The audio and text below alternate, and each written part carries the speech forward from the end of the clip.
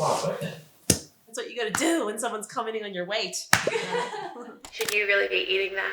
Pull in your stomach. Looks like you're getting a little bit chubby. You can't get away with eating like that. You've got our family stomach. Did you grow up with a mum who was constantly commenting on your weight, on your body? Or maybe it wasn't your mum, but it was someone else in your family. So every time you go to eat something, you feel judged. You feel like someone's watching you. You can't feel relaxed around food in that environment. I know what that's like. In fact, I went to go see my first nutritionist when I was 11 for no reason other than the fact that I wasn't thin. I had a perfectly healthy BMI, even though the BMI is BS, it's a whole different thing. And from that age, I was put onto my first meal plan and taught to weigh out food and count calories. And I'd go into my nutritionist office for weekly weigh-ins. And what ended up happening is it created a weight problem for me.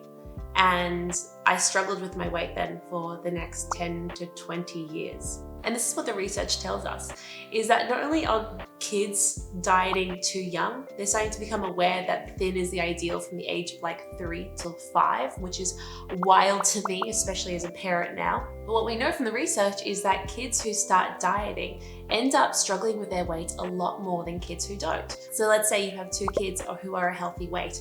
If one starts dieting and the other one doesn't, the dieting one is going to be so much more likely to become overweight or obese than the other kid who didn't start dieting. And what the problem is we are learning about dieting from our mothers or our parents or our aunties or our big sister, and we're passing it down from generation to generation.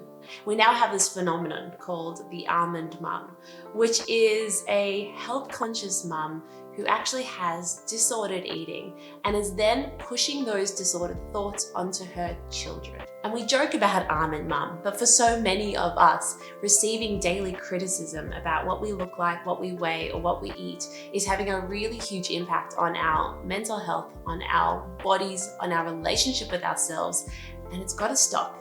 So if this is you, I'm glad you're watching this video. I'm going to be talking about a couple of things that you can do right now to start to change this for yourself. And if you're a parent watching and you don't want to be an almond mum, you don't want to pass down disordered eating to the next generation, I've got your back. Stick around. I'm going to be sharing 4 things that you can do differently, something I wish that our parents had done for us. Tip number 1 is to set healthier boundaries. And what do I mean by that? Well, having hard conversations with them. It went a little bit like this. Hey, I know you think you're helping me when you make comments about what I'm eating or what I weigh, but actually, you're making it so much harder for me to eat healthier. Can you please stop?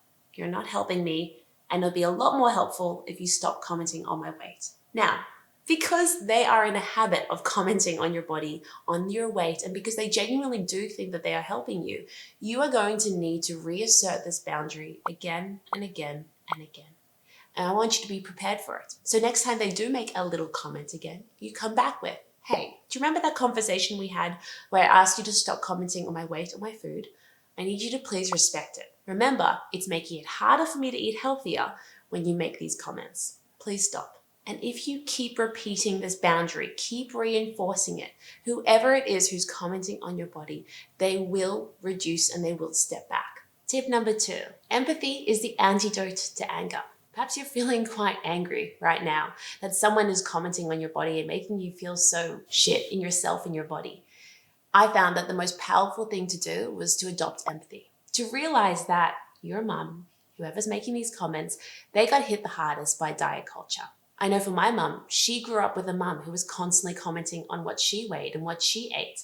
And her mum before her, she was doing the exact same thing. So for generations, we've been passing down disordered eating from our mothers to our daughters most generally. But it can end with you. If you want to learn a new approach to food, something that your mother perhaps did not teach you, then listen to my podcast. It's called No Wellness Wankery. I bet you can guess what it's about. And I'm teaching you everything I wish your mother taught you so you can learn to like your body, eat healthily without all the restrictions. And maybe you want to flick an episode onto your mum as well.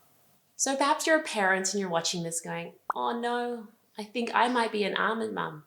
Or if you were raised by an almond mum yourself, you're not entirely sure, how am I not going to pass on this disordered information to my children?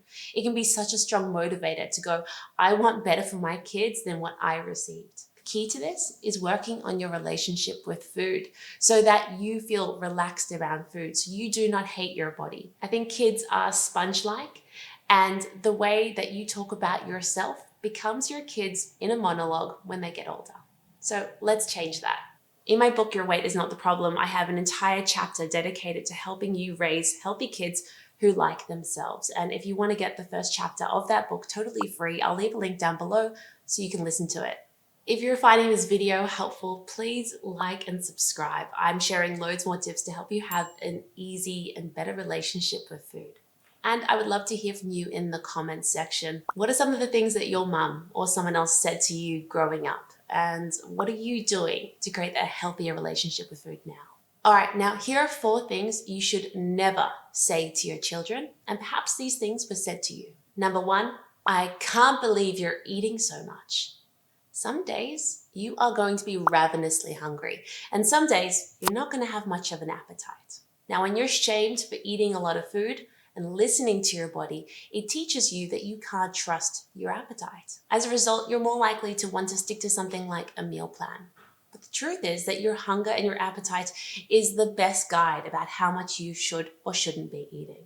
And if you can learn to trust it again, you're going to find eating healthily is so much easier.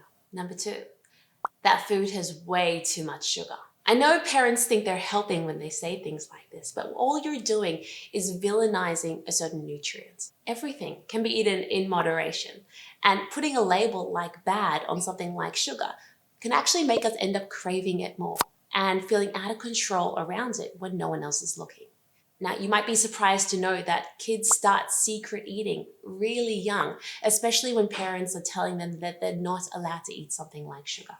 If you're trying to encourage your kids to eat healthier, you don't need to say something like, we don't eat that, it's got too much sugar. You can simply say, we've had enough ice cream today, there's no more on the menu.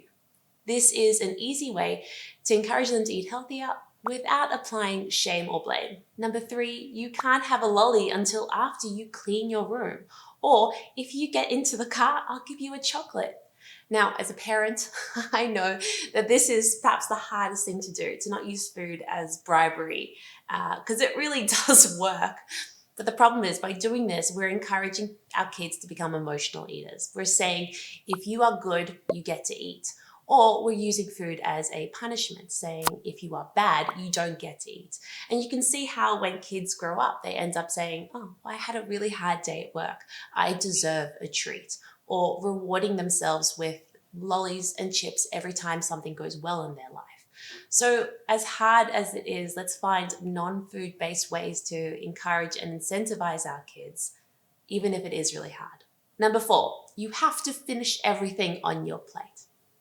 All this phrase does is it forces our kids to stop being intuitive eaters, to tune out of their appetite, and to force feed themselves. What we want is for our kids to know that when they feel full, when they feel satisfied, they're allowed to stop eating. In fact, the best thing to do is to tune into their bodies. As a parent, you decide what your kids eat and when they eat it, but they get to decide how much they eat. So let's not override our kids' innate ability to listen to their bodies. Let's help them become intuitive eaters and not force feed them. Now, if you're a parent and you feel like your kids are just constantly snacking and you're feeling a bit worried about their weight or what it is that they're eating, I've got loads more free tips for you on my blog. I'll leave a link in the description so you can go and read and learn for yourself. Now, I hope you found today's video helpful. If you like more content like this, please like and follow. And of course, you can also find me on Instagram for loads more free tips to help you have a healthier relationship with food. And if you're a parent, this is really good news for your kids. Thank you for watching, and I'll see you next week.